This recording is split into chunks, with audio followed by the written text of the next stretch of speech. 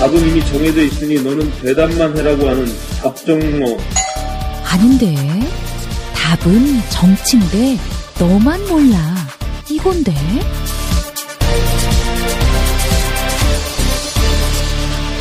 국민보좌관 김성회의 답정너.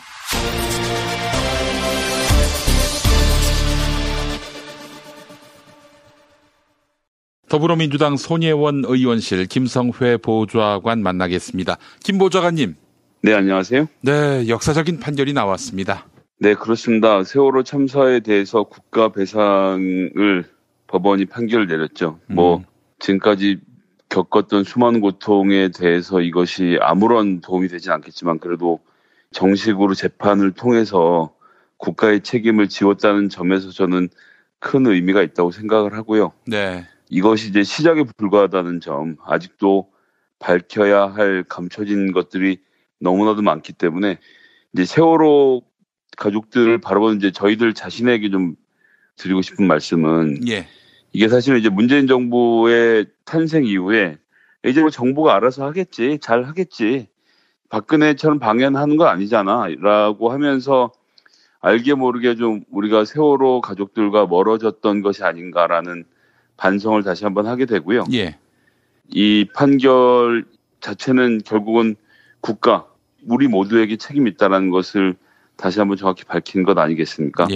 이 사회가 시스템이 미비했고 이것은 단순히 무슨 박근혜였기 때문에 박근혜가 그날 아침에 늦잠 자고 보고를 받고도 무슨 얘기인지 못 알아듣고 헤맸기 때문에 우리 아이들이, 희생자들이 희생당한 것이 아니라 시스템의 문제, 그냥 대충 빨리빨리 하고 넘겼던 문제들이 너무나도 많이 산적해 있었고 거기에다가 지금 이제 국정원의 의혹 그리고 이제 다른 여러 국가기관들의 이런 문제들 그리고 해경을 중심으로 해서 짬짬이를 해서 과적을 하고 이런 과정에서 아무런 점검이 되지 않았던 이 모든 하나의 무슨 어떤 문제를 딱 짚어서 해결할 수 있는 일이 저는 아니라고 생각합니다.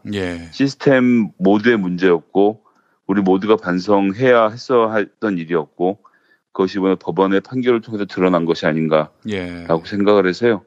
뭐 판결 자체는 굉장히 기쁘지만 또 무겁게 받아들여야 하지 않나 싶습니다. 너무나 상식적인 판단인데 아니 이거를 우리가 확인하려고 4년 동안이나 시간을 보냈나 하는 생각도 들고 또 이것이 상식이 아니다라고 이야기해온 그런 자들의 그 회방, 은폐 이거에 또 우리가 소가리를 하기도 했었고 말이죠. 지나간 세월이 너무나 야속합니다. 네, 그렇습니다. 재판부 판결문에도 나와 있지만 희생자들은 구체적인 상황을 알지 못한 채 선내에서 구조 세력을 기다리다가 사망에 이르렀고 세월호가 전도되기 시작한 시점부터 전복될 때까지 긴 시간 공포감에 시달리다 바닷물이 쏟아져 들어와 사망하면서 극심한 고통을 느꼈을 것으로 보인다라고 설명을 했고요. 이것에 의해서 또 살아남은 자들이 받았어야 하는 고통들에 대해서 얘기하면서 전 이 대목이 되게 더 마음이 아픕니다. 약 4년 이상 경과한 현재까지도 침몰 원인에 대한 책임 소재, 배상과 관련한 분쟁이 계속되는 점. 이게 도대체 얼마나 지난 얘기인데 아직도 이 문제를 저희가 해결을 못하고 있는 겁니까? 이게 물론 박근혜 시절에 잡아먹은 시간들, 초기에 중요한 순간들에 제대로 대응하지 못했던 것, 해양수산부가 박근혜 정부와 짬짬이 해서 이 유족들의 고통을 멀리한 채 제멋대로 진상조사 일을 방해해왔던 것, 이런 것들 아직 정말 많이 남아 있습니다. 관련자들에 대해서 끝까지 찾아내고 엄중히 추궁해야 할 것이라 생각하고요.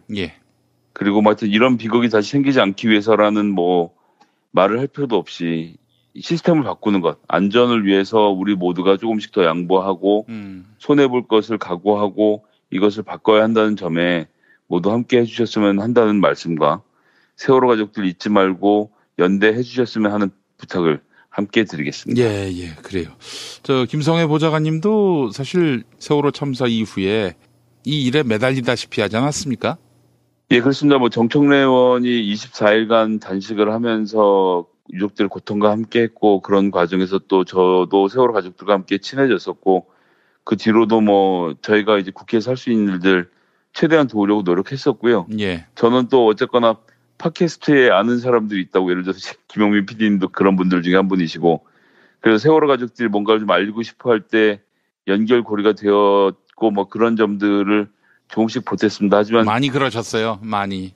아닙니다. 많이는 아니고요. 근데 하여튼 저 자신도 문재인 정부 탄생 이후로는 이제는 잘 되겠지라고 좀 마음 놓은 측면이 있었어서 그런 것이 좀 오늘은 부끄럽네요. 예, 알겠습니다. 자, 그나저나 그렇다면은 피고가 정부인데 정부가 항소할까요? 저는 뭐 이 문제에 대해서 항소하지 않을 거라 생각하고요. 이 정도에서 빨리 마무리 짓고 진행을 해야죠. 이것은 너무나도 관계가 명확한 일이었기 때문에 이 문제는 빨리빨리 정리를 하고 진상조사에 더 집중을 했으면 하는 마음입니다. 예, 그래요. 정부가 항소를 한다는 거는 상상도 못할 일이지만 박근혜 정부였다면은 항소를 하고도 남음이 있을 것 같고요. 또 이 와중에 양승태가 청와대하고 교감해가지고 저 2심 때 정영식이를 저 판사로 내세워서 엎어버리겠습니다. 그러니까 상고법원 좀 어떻게 점점점. 예전 뭐 항소하고 양승태가 나서서 판사들 팔 비틀고 법원행정처가 프레젠테이션해서 재판을 다 망쳐버렸을 것이라 생각합니다. 그렇게 제 입으로 말을 하면서 정말 한편으로는 너무나도 분하고 한편으로는 너무나도 무섭네요. 중립을 지킬 수 없는 사법부라는 것이 무슨 의미가 있는 건지 싶습니다. 아니 그러면 뒷감당 책임을 문재인 정부가 해야 되느냐라고 하실 분들이 있을지 모르겠지만 네, 책임지고 뒷감당하라고 문재인 후보를 대통령으로 뽑은 거 아니겠습니까? 네, 그렇습니다. 그리고 이것은 조금 전에 말씀드렸듯이 박근혜 혼자가 책임질 문제가 아니었고요. 구조적 문제였고 시스템 문제였고 우리나라 공무원들의 구태와 안일 그리고 이 연결되어 있는 여러 세력들 뭐 그런 것들 떠나서 돈만 벌면 뭐 어떠냐라는 뭐 대충 하자 빨리빨리 하자라는 우리의 마음들이 함께 모아져서 일어난 재앙이었기 때문에 그것에 대한 책임도 국가가 지는 것이 너무나도 당연한 일이 아닌가라는 생각을 하게 됩니다. 이렇게 정부가 책임을 져야 한다는 법원의 판단이 분명해야 하는 이유는 정부가 이런 상황이 또 발생했을 때 우린 책임 없다. 그건 단순 교통사고였다라는 망언을 두 번 다시 못하게 하기 위한 후대의 교훈으로서 각별한 의미가 있는 것이죠. 박근혜한테 하지만 책임을 더 물었으면 좋겠는데 이 감옥살이로 그치는 게 참 여간 좀 속이 쓰립니다. 그 외에 모든 실무자들과 모든 관련자들을 다 색출해서 처벌해야죠. 이것을 적폐 세력 적출의 피로감이니 뭐니 자꾸 보수 세력에서 이야기를 하지만 집에 모기가 있으면 모기를 다 잡을 때까지 저희가 잠을 잘 수가 있습니까? 모기한테 뜯기는데 모기장을 치든가 모기를 다 잡든가 둘 중에 하나는 해야 잠을 드는 것인데 지금의 적폐 세력을 몰아내는 일도 전 마찬가지라고 생각합니다. 지금 하지 않으면 이 다음 세대, 지금 뭐 자라나는 일이라고 얘기할 것도 없습니다. 각 부처에서 일하고 있는 20, 30대 공직자들이 이런 국장들이 빠져나가는 것을 보면서 다음번에 또 부당한 지시가 내려왔을 때 그것에 협조하지 않겠습니까? 이번에 발본색원해서 모든 공직자들이 부당한 명령을 따랐다가는 내가 나중에라도 꼭 처벌을 받는구나라는 마음이 들게 만드는 것. 전 이게 꼭 필요하다는 생각입니다. 네, 그렇습니다. 자, 그래요. 이번 결과가 우리 공직사회에 또 정치권에 중요한 교훈이 될 수 있기를 바라는 마음 가져보게 됩니다. 다음 소식은 어떤 이슈가 있을까요? 기무사 세월호 민간인 사찰 의혹 전시 개헌 및 합수 업무 수행 방안 문건 의혹 특별수사단이 이제 드디어 본격적인 수사에 들어갔습니다.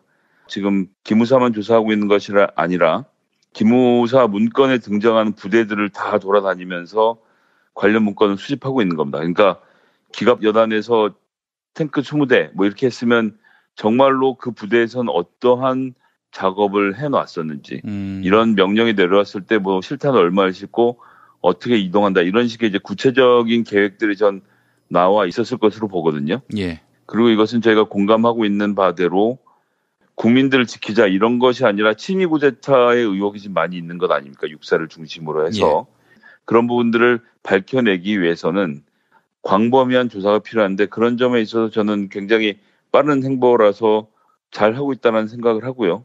어쨌든 대통령이 직접 관심을 가지고 지켜보는 사안이기 때문에 전 빈틈없이 일이 이루어질 것이다라고 봅니다. 예. 또 중요하게는 한민구 당시 국방부 장관, 또 조현천 당시 기무사령관, 김관진 당시 청와대 국가안보실장 등이 다 지금 민간인으로 나가 있기 때문에 군에 있는 수사 인력만으로는 이 문제를 해결할 수 없거든요. 예, 예. 그렇기 때문에 이제 검찰하고 적극적인 수사 공조를 좀 해서 저는 이 문제를 좀 잘 해결해 갔으면 좋겠고요. 네.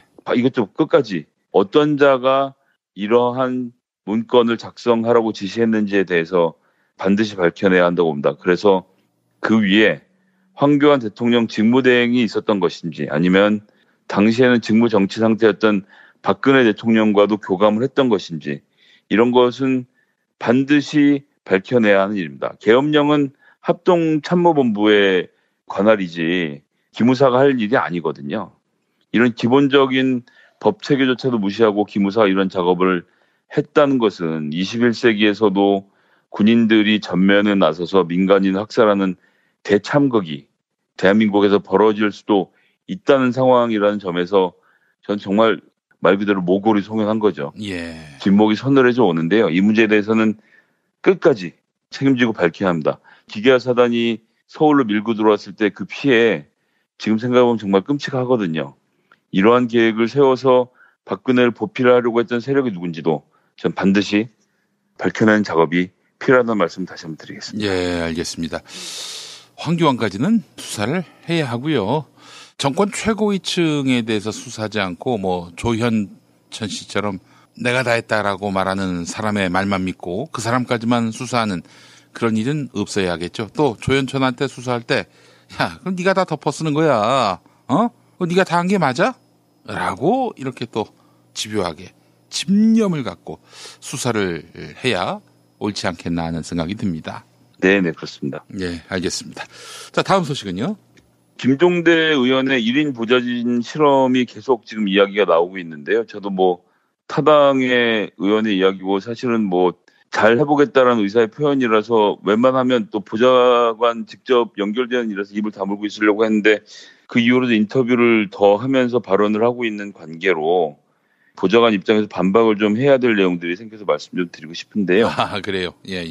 지금 이제 국회에는 9명의 보좌진을 의원이 쓸 수 있습니다. 그리고 지역 같은 경우에는 보통의 경우에는 들어오는 후원금으로 조성되는 정치자금으로 해서 지역 사무실을 얻고 지역 후원의 사무실을 담당하는 보통 이제 당원 관리하고 지역 관리를 하는 직원들을 두기도 하는데요. 예. 어떤 경우에는 국회에 있는 인력을 돌려서 사용을 하기도 하고 그건 뭐 당연하게 지역구 의원이니까 국회에서 뽑은 보좌진을 지역에도 쓰고 사무실을 쓰고 이런 것은 뭐 되게 당연한 일인데 문제는 김종대 의원이 비례대표라는 겁니다. 비례대표라는 것은 김종대 의원이 갖고 있는 국방에 대한 이런 해박한 지식 그리고 이 정책적 판단 능력을 맨 앞에 세워서 정의당에게 우리의 정당 지지율이 높아지면 김종대 같이 훌륭한 사람이 들어와서 국회의원으로서 일을 할 수 있게 됩니다라고 세일즈를 했던 거 아닙니까?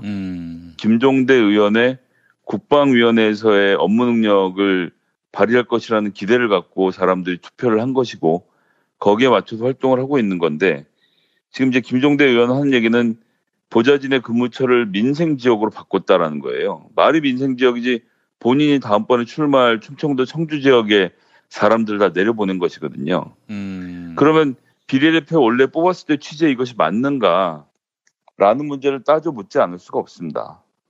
아예 보내면 안 된다는 얘기를 하는 것이 아니라 마치 국회에서 일하는 보좌관들을 다 노는 사람인 것처럼 하고 지역에 내려가면 일을 하는 사람인 것처럼 하면서 국방의 전문적인 역할을 하라고 뽑아준 비례대표가 이렇게 공개적으로 수명의 보좌진들을 지역으로 내려보내서 지역에서 선거운동을 지금부터 하게 하는 게 정말 그렇게 떳떳한 일인지를 되묻고 싶고요. 게다가 어제 그 언론과 인터뷰를 한 내용을 보니까 이렇게 얘기를 하더라고요. 의원이 서울에서 보좌 받는 게 다가 아니라 민생 현장이 가야 할 길이 아닌가 싶었다면서 서울에서 국회도 안 열리고 뺑뺑이 노는데 국회 사무실 청산하고 지역 주민 속으로 뛰어들겠다. 지역 재래시장 같은 곳에 사무실도 알아보고 있다고 말을 하는데 이렇게 하시면 안 되죠. 국회가 지금 본회의가 안 열리면 의원실의 보좌진들과 의원이 놉니까? 내년에 예산 어떻게 짤 것인지 또 올해 결산 어떻게 할 것인지 그리고 민생 법안들은 또 어떻게 할 것인지를 연구하고 짜고 법안을 만들고 해서 정말 하루 24시간이 부족할 만큼 열심히들 일하고 있는 의원들과 보좌진들이 많이 있는데, 그리고 보좌를 받는다 이런 표현을 하는데 사실 한 팀으로 일을 하는 거거든요. 의원 한 사람이 대표 선수로 뛰지만 그 밑에 있는 보좌진들이 함께 하지 않으면 의원이 빛을 낼 수가 없는 겁니다. 그런 가운데서도 의원이 전반적으로 큰 방향을 정하고 그 방향에 맞춰서 세세한 자료들은 또 보좌진들이 구하기도 하는 것이고요. 그런 가운데서 서로 회의를 통해서 논리를 만들고 법안을 만들어서 이런 것들을 통과시키는 과정이 있는데, 마치 국회 일이 본회의 때 출석해갖고 의석에 가서 앉아있는 것만 자기 일인 양 말하는 것은 전 정말 국회의원으로서 기본이 안 돼 있는 일이라고 생각을 합니다. 국회의 일은 지역에서도 벌어지고요. 의원실에서도 일어나고 또 본회의장에서도 일어나는 겁니다. 이런 모든 일들이 종합적으로 모여져서 의원의 의정 활동이 벌어지는 것인데, 본회의가 열리지 않으면 사무실에서 의원과 보좌진들이 뺑뺑이 놀고 있다? 어떻게 이런 저렴한 표현을 써서 다른 모든 국회의원들을 모독을 하는지 알 수가 없고요. 궁금하신 분들은 국회 오셔서 사무실 들어가 보시면 압니다. 그 방에 그렇게 누워서 자고 있는 보좌관들이 정말 있는지, 놀고 있는 사람들이 있는지, 의원들이 어디 평상이라도 깔아놓고 놀고 있는지를 한번 좀 보셨으면 좋겠고요. 특정 당을 겨냥해서 하는 말은 아닐까요? 본인이 그렇다는 얘기예요. 본인이 뺑뺑이 노는 꼴을 못 보게 있어서 사람들을 다 지옥으로 내려보냈다라고 얘기를 하는 겁니다. 국회가 열리지 않으면 뺑뺑이 노는 의원실이 어딘지 알려주시면 저도 이직을 하고 싶네요. 진짜 그런 방 가서 국회 안 열리면 뺑뺑이 놀고 국회 열리는 며칠 동안만 일을 할 수 있는 꿀 빠는 직장이 있다면, 예, 저도 한번 가보고 싶습니다. 어디 있는지 좀 알려주시면 저도 한번 좀 옮겨보도록 노력해 보겠습니다. 알겠습니다. 자, 우리 김성회 보좌관님이 많이 화가 나셨습니다. 일종의 전문직으로 열심히 일하고 있는 사람들인데 의원들과 보좌관들에게 이런 식의 막말을 하시는 것은 전 다시 한번 좀 잘 생각해봐 주셨으면 좋겠다는 말씀을 좀 드리고 싶네요. 정의당에서도 만류하고 나섰다 이런 보도가 나오네요. 만류라는 것도 사실 웃기는 얘기인 건데 다른 사람들이 보기엔 너무 이상하거든요. 안에서 일하고 있는 사람들에겐 그것이 말도 안 되는 얘기라는 것을 누구나 알고 있고, 김종대 의원이 다음번 청주에서 당선이 되기 위해서 정책 개발을 중단하고 지역에 내려가서 올인하겠다라는 얘기를 이런 식으로 정치 혐오로 풀어내는 것은 전 정말 납득을 할 수가 없습니다. 비례대표면 비례대표답게 국방 관련된 정책을 생산하는 일을 중심으로 하고 그러면서 부업으로 지역 관리를 해야지, 어떻게 지역 관리에 올인을 하고 국회는 혼자 운영을 하겠다고 이야기를 합니까?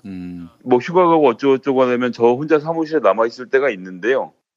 몰려오는 전화 받는 것만으로도 제 일을 할 수도 없습니다. 워낙 많이 와서. 네. 그렇기 때문에 다 직원들이 업무를 나눠서 하고 있는 것인데 그런 것들을 뭐 어떻게 다 처리하겠다는 것인지, 국회 행정 업무 정치자금을 다루는 일들이 얼마나 전문적인 일인데 마치 하급직 여직원 혼자가 다 할 수 있는 일이니까 그건 내가 금방 배워서 할 수 있어라는 이런 태도들, 국회 전문직에 대한 저는 모독이라고 생각하고요. 그렇게 하루 이틀 배워서 다 할 수 있는 일이 아니라는 점을 다시 한번 좀 말씀드리겠습니다. 예, 알겠습니다. 자, 김성회 보좌관님 오늘 말씀 잘 들었습니다. 네, 감사합니다.